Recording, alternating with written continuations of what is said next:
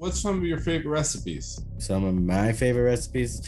Well, one of the recipes we made that we had to bring back, and when we did it the first time, we ran out of, was one day be able to branch out and get more of this experiential shit out there. And if not, get the brand out there with the flavors out there. Yeah, I mean, whether it be the mocktails or she helped put together the Elevated Chef cookbook, which is available on Google Play and Amazon. So her belief in me inspired me to believe in myself.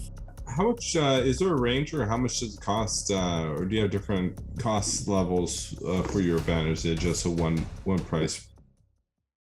If you're ever out in Michigan, I highly recommend to go and check out one of Trey's Elevated Social events. In this video, we're going to get into what to expect. You're here with Mark Batwell and the rest of the team on Perfect Gardens TV. Please remember to like, share, and subscribe, and make sure to check us out on Instagram and Facebook. And if you haven't seen the $2.99 membership with over 115 growers ready and willing to assist you through your growing practices. Make sure to hit the join button on the bottom of every video. Like, how do I go to one of your events if I'm not in Michigan? Because I don't want to give my money to that other guy. Right. I mean, at this point, you either got to pay a travel fee or I'm gonna have to come. I'm gonna have to come to Michigan, or come to Michigan. Yeah, I mean, I'll ship it to you in a box. There are people who provide a service like ours that will ship it to you, and I've had people ask me to ship it to them. Specifically, my aunt in Arizona, because she's pissed that she moved to Arizona and can't have my food. But I'm like, you moved, you know. But again, I just think it's not the same idea, and when you asked where I see it in the future, I mean, I think that's the only other way to, bring the experience to somebody. I did kind of mess around with bottling my mocktails for a while because those are like super freaking popular. Like every time I think I have enough drinks for people at these things, I'm way off. Like, and not that I'm way off, but just people drink the shit out of this stuff, man. It's crazy. I mean, maybe it accounts a little bit to my, drinking before you actually legal age, days. Like, I don't know about your guys' background, but in my background, when you got whatever liquor you were able to get, you had to work really hard to make it taste like not rubbing alcohol. And so I was good at that stage in my life. And so I felt like I've brought some of those amateur mixologist situations to the CBD mocktails. And so people were buying them in bottle form for a while, and again, I think it comes from aligning with one of these better companies and maybe getting a white label situation going on where I can, provide somebody with some of the Bloom Shine or CBD mocktail in different flavors, different versions that could be shipped around the United States because, CBD is legal in all 50 states. And so that gives a little bit of accessibility. And then, eventually, we have like with our in-persons, we'll have starter munchies. I've done like hashish honey mustard pretzels, which are like the little broken up, what them thing called, the little mustard crumble piece pretzels at the store. That was one of our questions. What's some of your favorite recipes? Some of my favorite recipes. Well, one of the recipes we made that we had to bring back, and when we did it the first time, we ran out of, was, which we rarely bring back a dish, but our bacon wrapped chicken buffalo jalapeno poppers. So we make a chicken buffalo dip, we stuff a jalapeno, and then we bacon wrap it and bake it off. And those things went like wildfire. Like, I don't even think I tasted one of those things. I seen it and I was like, holy shit, that's really good. And then I know there was people that were pissed that they didn't get any. And I was like, well, you seen when they came out the kitchen, you should have came up here and got some. Like, I don't know what to tell you. He was over there dabbing and shit. Do you write down your recipes? Yeah. Me you keep track of that stuff? My sous chef have a couple of notebooks that now are worth some money, probably, So yeah. And some of the time I'll take my recipes from my events and they'll end up on the channel, or I take my recipes from the channel and they'll end up in the in-person events. So it's cool is it's always different. Yeah, you can go to your favorite restaurant and maybe sit at a different chair each time, and like that's the only different experience you'll get. Right. But with you, it's gonna be always somewhere different, doing something different, something different. So yeah, I mean, it's like you got like pop-up restaurants, it's like they're here and they're gone. Exactly. And it's kind of like, or like some food trailers are like seasonal. They'll shut, I mean, here anyway, they will shut down for the winter. Or like, you know, put themselves in storage. So I feel like it's that exclusivity. It's that, oh shit, I'm gonna miss out on, you know. I mean, it's a real thing. And like I do it kind of, it sounds like I'm like, haha, you're gonna miss out. But it's more like, no, y'all better come get this shit. Hurry the hell up, you know. You should do one for the dudes. Be like, hey guys, treat your ladies to a nice dinner. Like make them feel like, well, kind of like what people would want to do anyways, but Right. No, and it's interesting. Like the theming is always I never know if I'm on or not, but like they come, you know what I mean? So I have to imagine I really haven't had, I mean, and I'm not trying to, but I really haven't had a bad situation yet. I've had, you know, there's been people who've come dine with us and then not come dined again. And I want to either say that one, it just ain't eating weed is not for you, or you know what I mean? But it's been on pretty minimal occasions. If anything, it's again because of the gray area in which we operate, which it's gray area. I have to keep things discretional. And so unless you're watching Perfect Gardens and you're getting the 411, unless you're watching CLTV and getting the hint there now and again, unless you put your information into elevated.social or follow us on Instagram, you know, there's not, people don't know too much about like what's going down. And you have, I mean, it's kind of like a speakeasy. You got to work a little bit to find it, but once you found it, you know what I mean?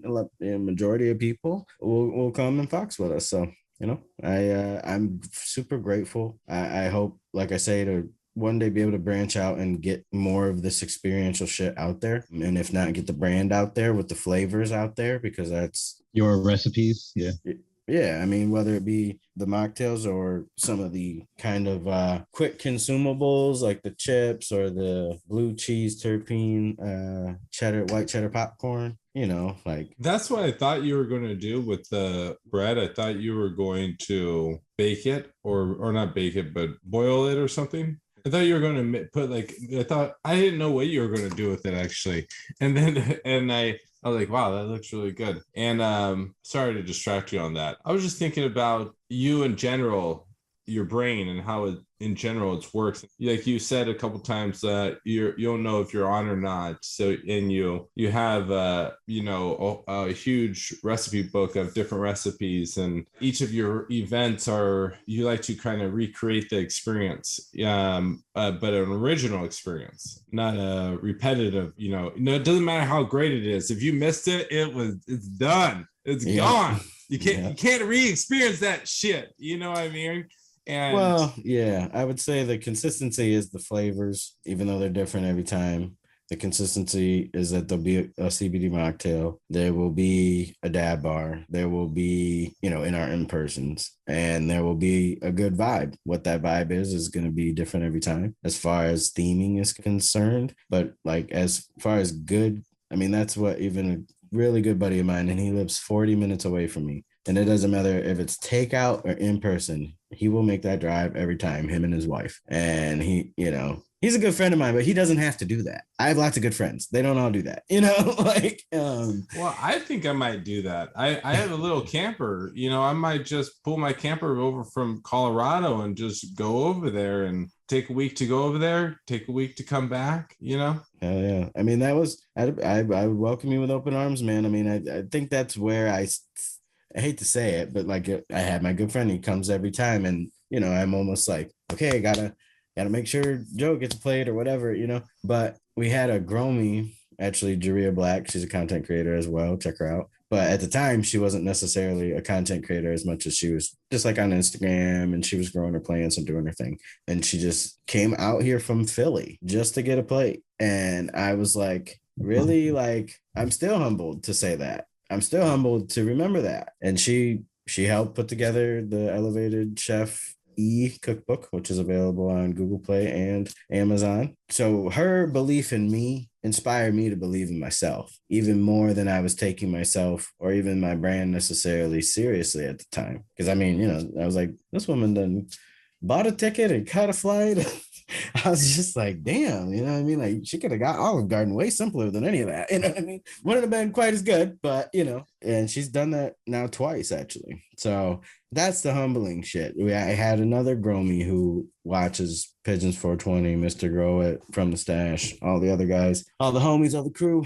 He ended up coming to one of our first back in person since COVID. I noticed him because he was like, you know, sitting by himself, you know, and I didn't recognize him. And I, you know, I make it a point to, you know, touch tables and, you know, make sure everybody knows we're appreciative that you came to support us and have an experience. And he was like, yeah, man, I heard about it online and, you know, put my email in and paid attention to when things were going down. And here I am. He's like, I'm happy to fucking be here. And I was like, no fucking shit, man. Like, fucking kudos to you for, you know, taking the initiative and the steps that it takes to come and dine with us. And you know what I mean? Here's a little plate to go type shit, you know what I mean? And that event actually Rob and Goblin ended up coming to too. And so they were able to meet him and he was really, you know, geeked about that. So it worked out. Like shit like that is beautiful to me, man. Like never in my life would I think, you know, some perfect stranger would find value in what it is that we're doing. So that's the stuff that validates what we're doing. That's the stuff that keeps me going every event. Because the night before every event, I'm like, why the fuck do I do this to myself? I got to make 100 goddamn chicken wings. And I got to like one of our events, we did brisket tacos. And I literally had to chop up like 60 or 70 pounds of meat. And like the next event, I did something very meat based that I had to do that too. And I was like, why did I do this again to myself? You know what I mean? I really wanted to get some of those bear claw things, you know, and I never ended up getting them. So we were just sitting there, you know, it ain't, you know, if anybody's worked in the kitchen, they know that shit's not easy, you know, and do you find that you have to, I guess some places they'll rent out like a kitchen. Do you ever have to do that? Or do you have like space? We have a home kitchen here Nice. on the west side of Michigan. We're able to use our hand as a map here. And I luckily have a star right here, which is where we are.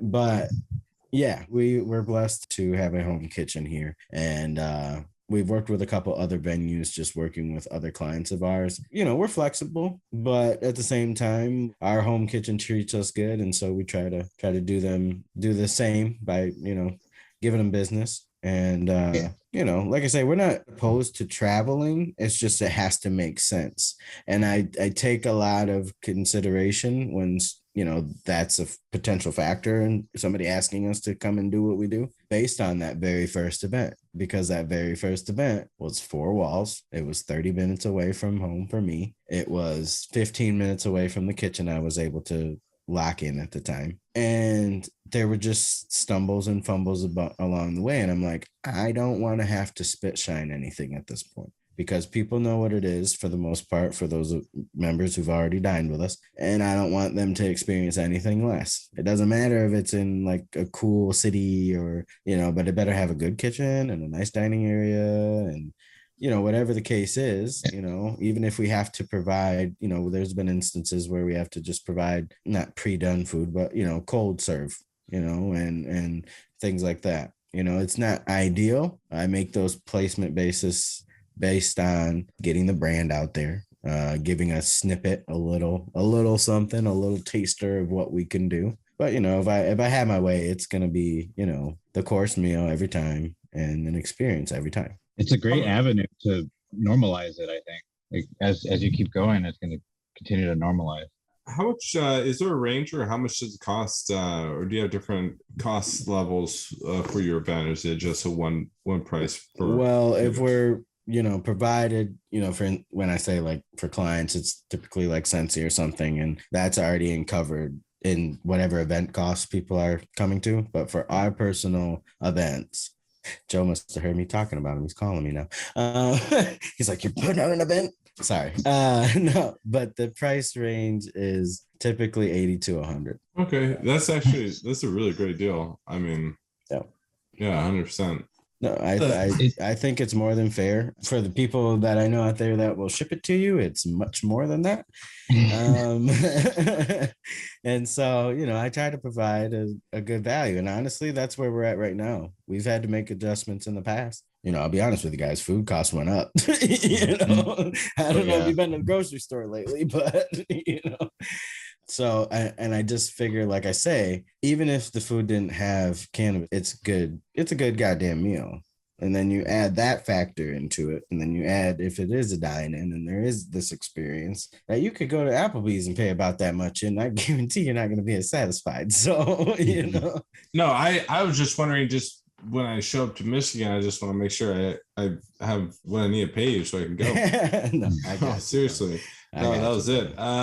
That's really cool. Like I said, I've been on YouTube for a while, but it wasn't until when COVID hit, it forced me to kind of stop. And I was like, okay, what do I do? You know what I mean? I was like, well, I got this YouTube avenue. I might as well just start posting the stuff I know, and feel pretty confident on sharing and not feel like I'm going to hinder anyone if I share these things. And I didn't really know much the community because I was just so far in the hole, in a sense, and I never really went to these events, but I'd always wanted to go to these types of events, and I just didn't have any friends that did these types of things. We were just on this other side, the grower's life is the lonely life type experience, right? But I actually want to show up to a friend's event, and I want to show up and shake a person's hand and kind of know who I'm. Because I would be that guy that's in the back that doesn't know anyone, that's just quiet. You know what I mean? I just I don't want to fucking be here, and now I'm high. It's like, this sucks. Just ship it to my house, and I don't want to just get high at my house on edibles. No, you wouldn't be able to sneak in the corner. You know what I mean? Like, guys, look, like I say, we operate in a gray area. I come from, like I say, brickweed times and 9-hour butter times. Like, I'm still sus. I'm still trying myself to alleviate the stigma.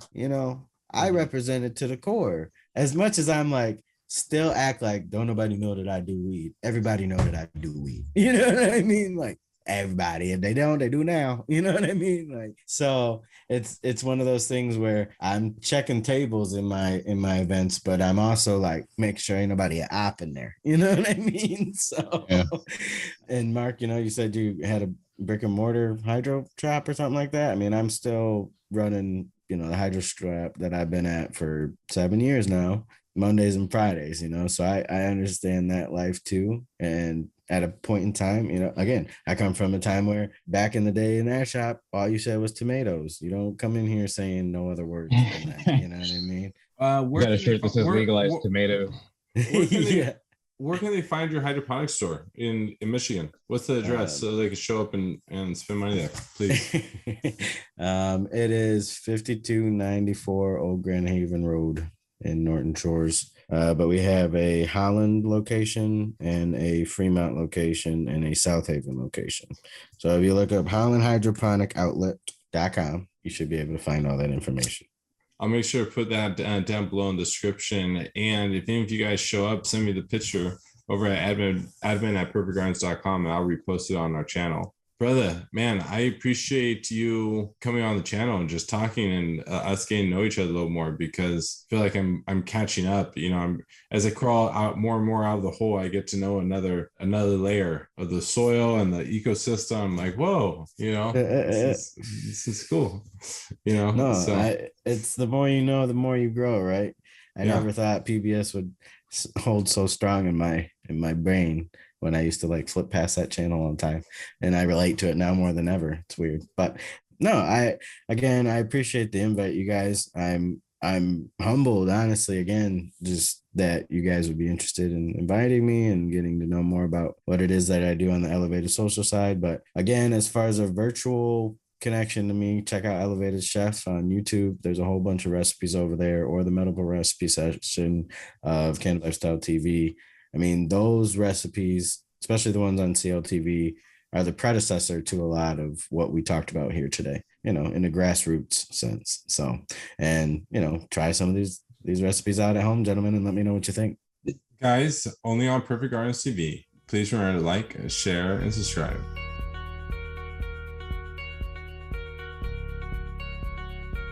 what I see is that, well, the old lights, they're the old style quantum boards. The new light is the bar style lights, which happens to spread the light out much more efficiently, much better.